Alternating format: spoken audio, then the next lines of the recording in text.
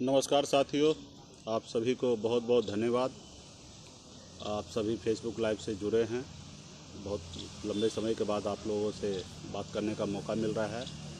आज 11 मार्च को अमर शहीद जुब्बा सहनी जी का शहादत दिवस हम लोग मना रहे हैं। बहुत ही गर्व के साथ पूरे बिहार को और पूरे देश को भी बता रहे हैं कि इस देश की आज़ादी में, इस देश की लड़ाई में, इस देश को मान सम्मान दिलाने में निषाद समाज और हमारे पूर्वज का भी बहुत बड़ा योगदान है। उन्होंने इस देश को आज़ादी के लिए हंसते हंसते फांसी पे चढ़ गए। अन्याय के लिए विरोध में लड़ाई लड़ते लड़ते, और उनके बलिदान के दिवस पे आज हम लोग उनको याद कर रहे हैं। और बहुत सारा बात आप लोगों के बीच में रखना है। और साथियों, मुख्य तौर पे आप लोगों ने अभी टीवी में, मीडिया से आप लोगों को पता ही चला होगा कि जो हमारी लड़ाई है, ख़ास करके निषाद समाज को आरक्षण दिलाना, चाहे वो एससी हो या एसटी हो, और ये लड़ाई हम लड़ते लड़ते इस जगह तक पहुँचे हैं।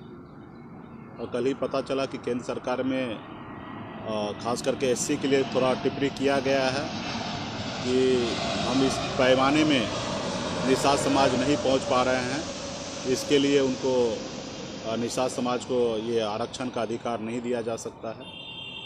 तो इससे विचलित होने की आवश्यकता नहीं है। इस देश में आज़ादी से लेकर अब तक केंद्र में जिनकी भी सरकार हो, इसी तरीके का उन्होंने अपनाया है रवैया।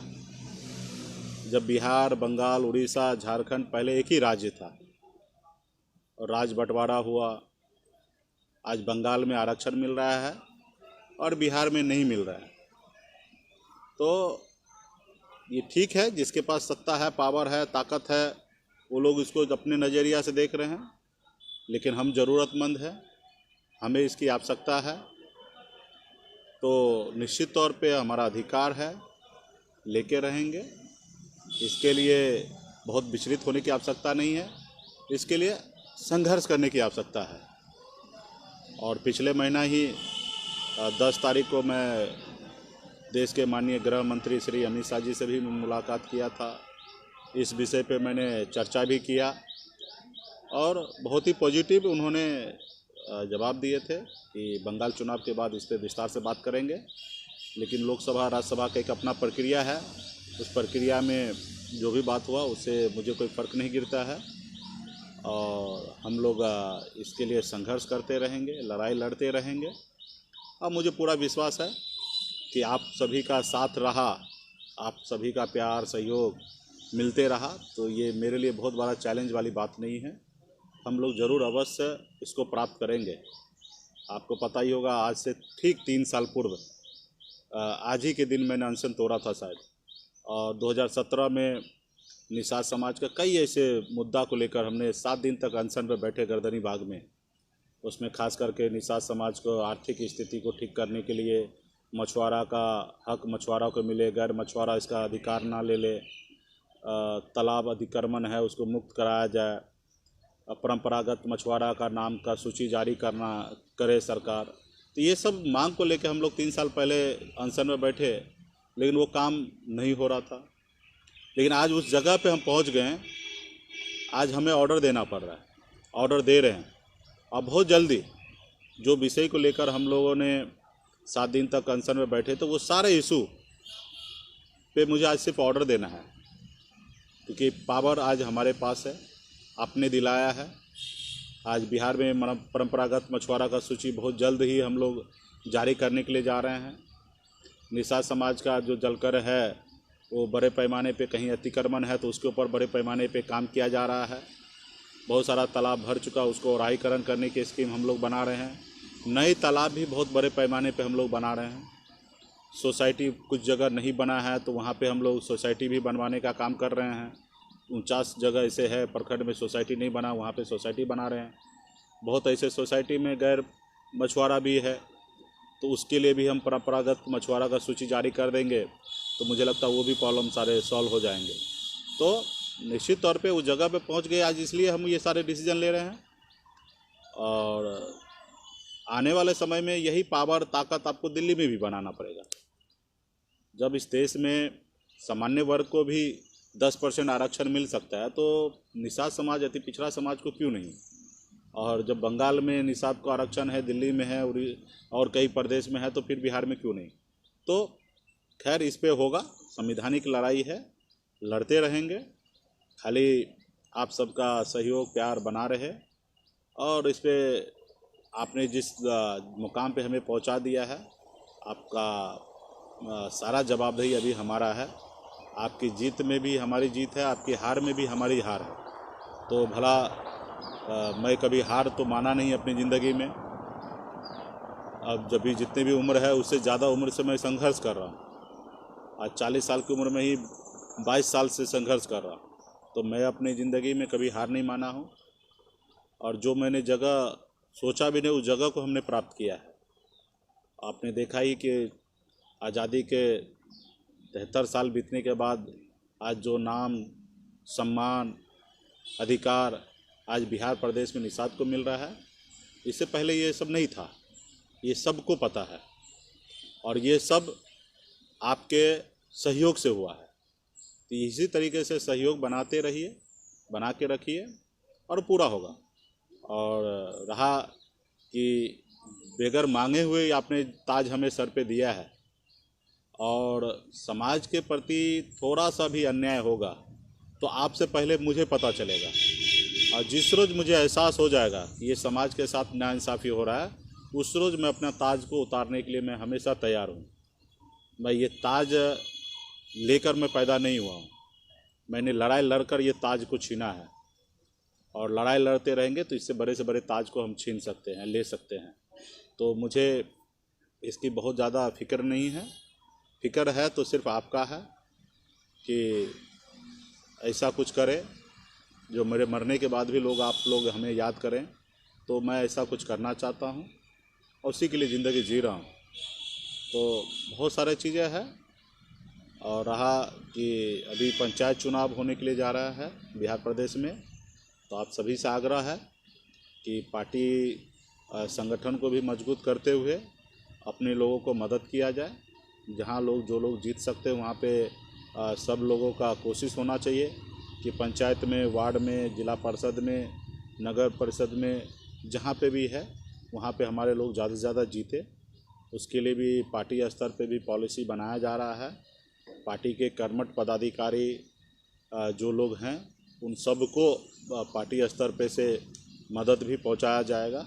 किस तरीके से मदद होगा वो समय रहते हुए सारे चीज़ को जानकारी प्राप्त होगा, लेकिन भरपूर मदद हम लोग पहुंचाने का काम करेंगे। आप सब अपने अपने स्तर पे काम करें।